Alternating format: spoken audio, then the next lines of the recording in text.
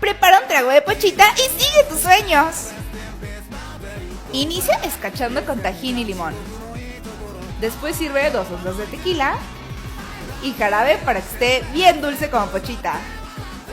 Agregamos un twist de limón, jugo de naranja para ese color tan naranjita y jalapeño bien picante.